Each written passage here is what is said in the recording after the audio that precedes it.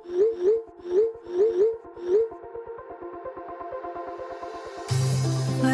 we go,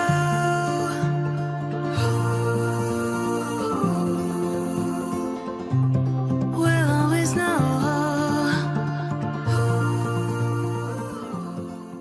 hi guys, हर हर Mahadev. Welcome to the love and light 369 tarot. कैसे हो आप सभी?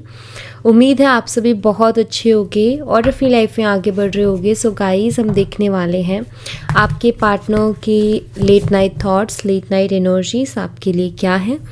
तो चलिए स्टार्ट करते हैं रीडिंग को। आपकी जो भी जैसे भी सिचुएशन हो, आप इस रीडिंग को देख सकते हो। जेंडर का भी कोई इशू नहीं है। So let's see. Universe please बताएं मेरे व्यूवर्स जिस पर्सन के बारे में सोच करके रीडिंग देख रहे हैं, उस पर्सन के लेट नाइट थॉट्स मेरे व्यूवर्स के लिए क्या है, प्लीज़ बताएं। लेट नाइट थॉट्स क्या है मेरे व्यूवर्स के लिए। सबसे पहले है 10 of swords, 9 of swords, S of pentacles, night of pentacles. Taurus, Virgo and Capricorn, वृषभ, कन्या, मकर राशि, जेमिनी, लिब्रा, एक्वेरियस, मिथुन, तुला और कुंभ राशि, ये साइन है यहाँ पर।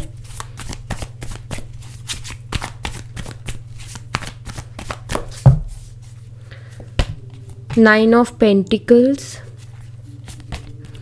ए page of wands, 10 of cups, 5 of cups. Bottom of the deck से है the high priestess.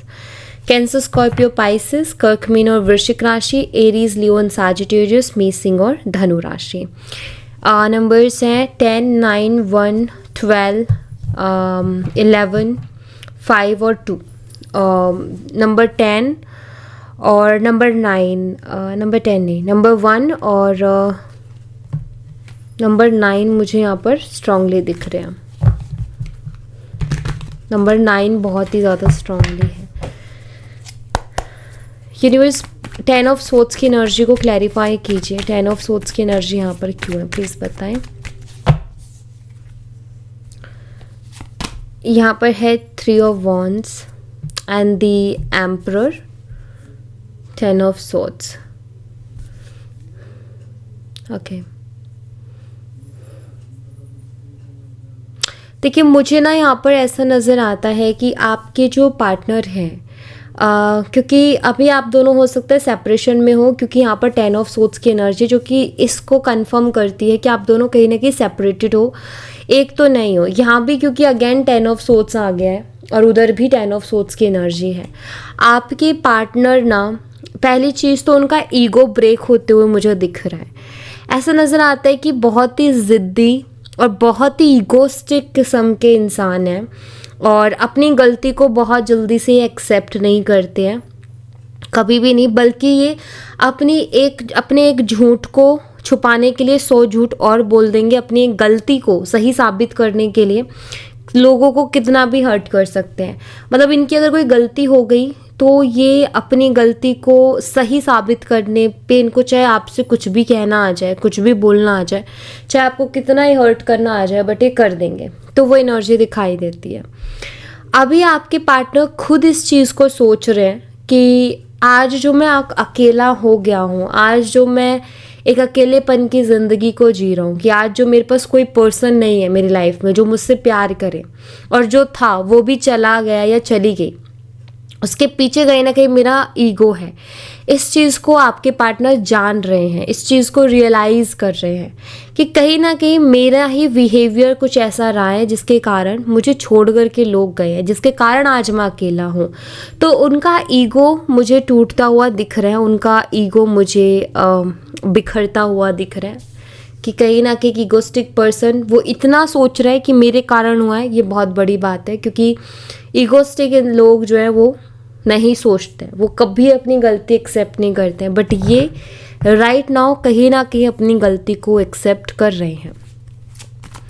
9 of swords की एनर्जी को क्लैरिफाई कीजिए यूनिवर्स। 9 ऑफ स्वॉर्ड्स यहाँ पर क्यों है, प्लीज़ बताएं। 9 ऑफ स्वॉर्ड्स को 7 ऑफ वॉन्ड्स क्लैरिफाई कर रहा है, hanged man.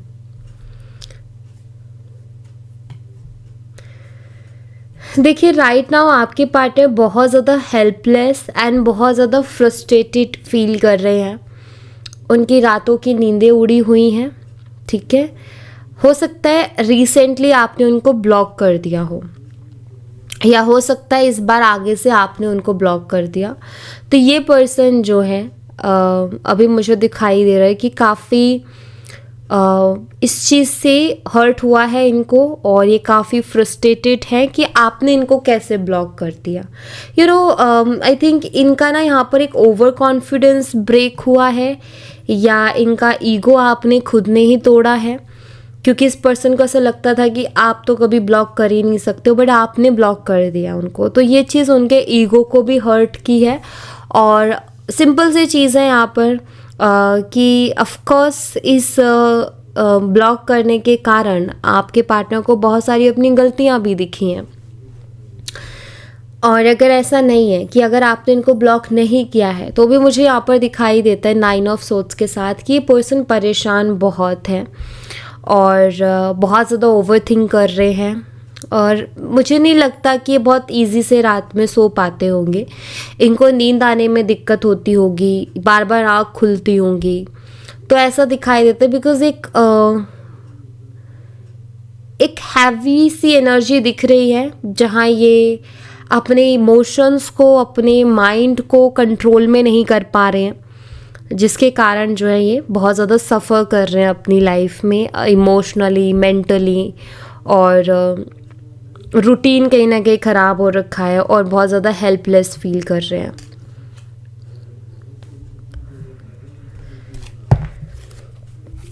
S of pentacles की एनर्जी को क्लैरिफाई कीजिए यूनिवर्स। एस ऑफ पेंटिकल्स यहाँ पर क्यों है, प्लीज़ बताएं।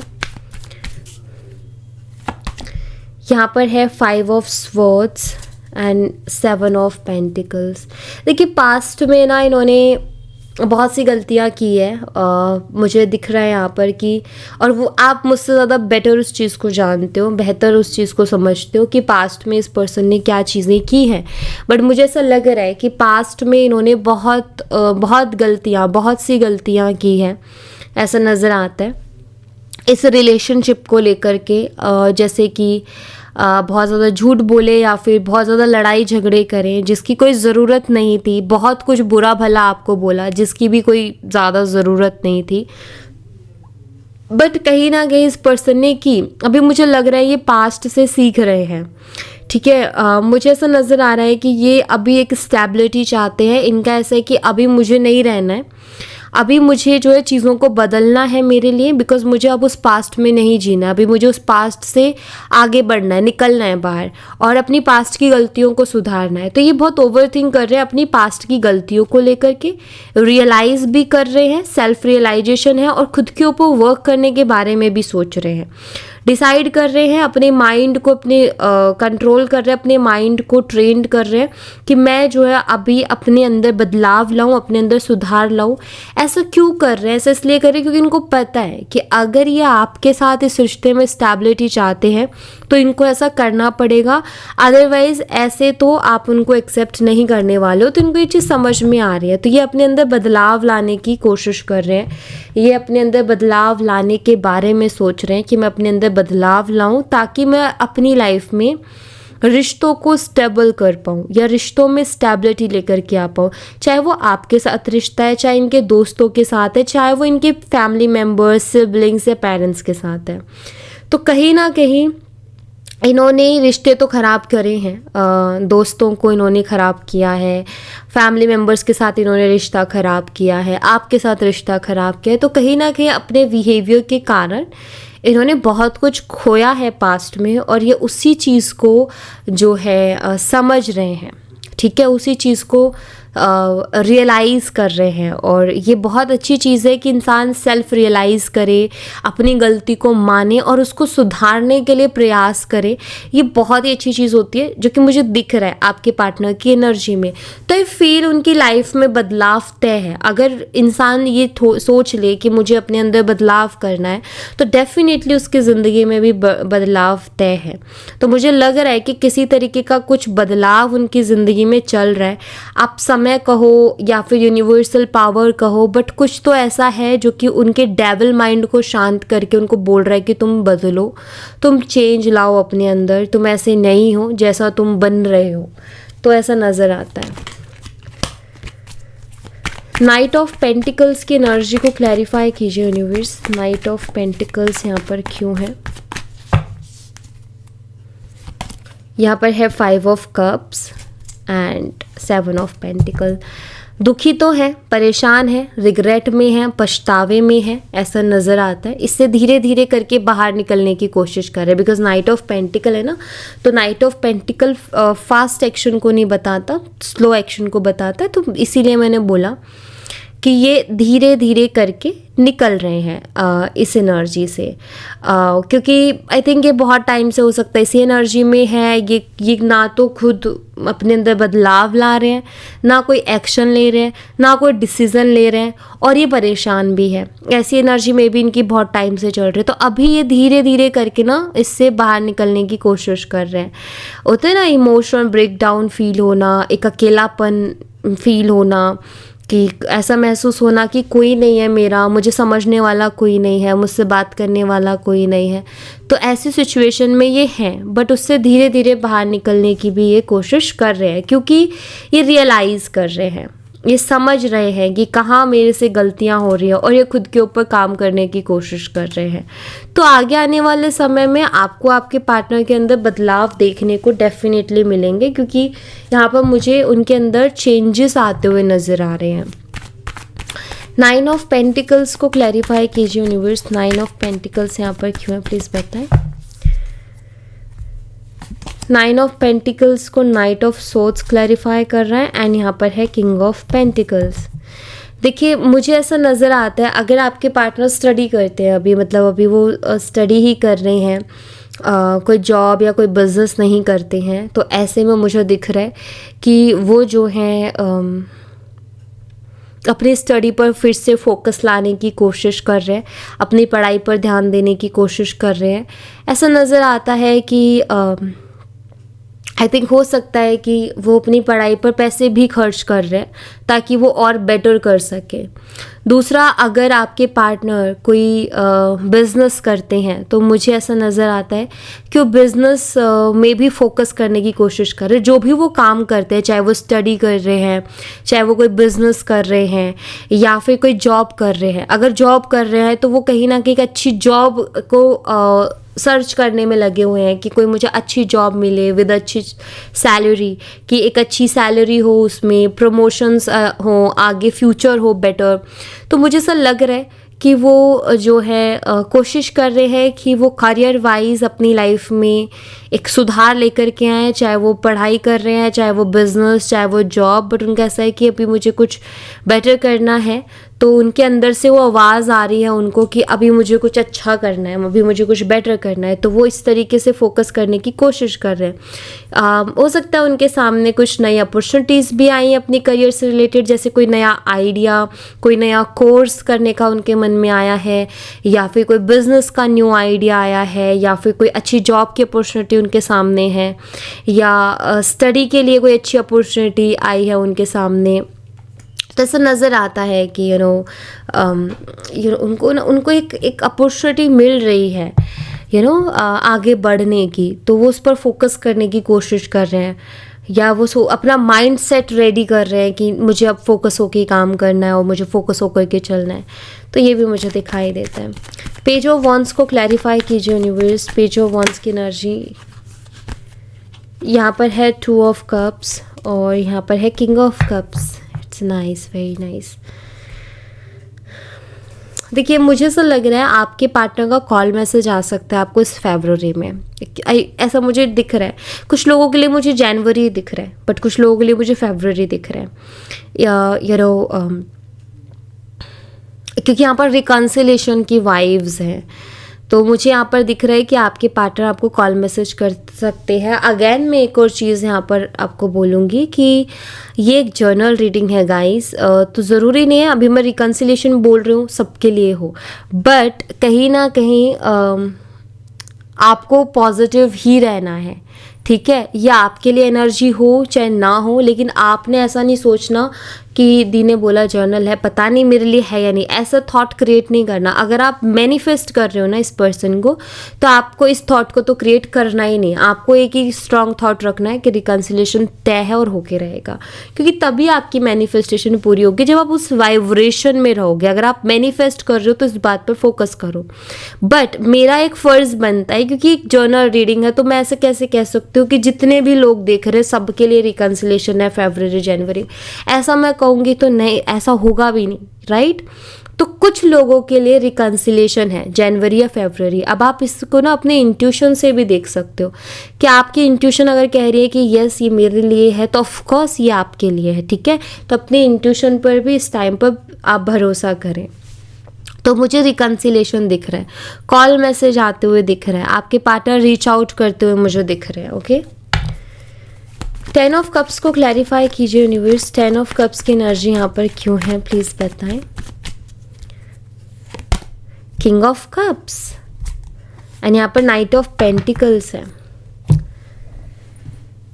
ओके, देखिए यहाँ पर मुझे ऐसा दिख रहा है कि राइट नाउ आपके पार्टनर आपके लिए बहुत फीलिंग्स भी रख रहे हैं, आपके लिए उनके दिल में प्यार भी है, कोई किसी तरीके की नफ़रत या किसी तरीके का कोई ऐसी भावना नहीं है कि उनको कोई रिवेंज लेना है या आप उन्हें पसंद नहीं हो या आपका कोई फ़ायदा उठाना है, मुझे ऐसी एनर्जी में नहीं दिख रहे हैं। क्योंकि यहाँ पर किंग ऑफ कप्स है विद 10 ऑफ कप्स एनर्जी, तो मुझे दिख रहा है कि वो रिकन्सिलेशन के बारे में सोच रहे हैं और आपके लिए प्यार भी बहुत फील कर रहे हैं। अभी मैंने कहा ना कि कुछ लोगों का फरवरी, कुछ लोगों का जनवरी, तो इसीलिए क्योंकि नाइट ऑफ पेंटिकल आया है, ये बहुत सोच समझ करके आपकी तरफ कदम बढ़ाएंगे। जब ये मेंटली इमोशनली एकदम प्रिपेयर रहेंगे, एकदम स्ट्रांगली रेडी हैं कि हाँ आपके साथ रिकन्सिलेशन करना है, तो ये आपकी तरफ बहुत सोच समझ करके कदम बढ़ाएंगे।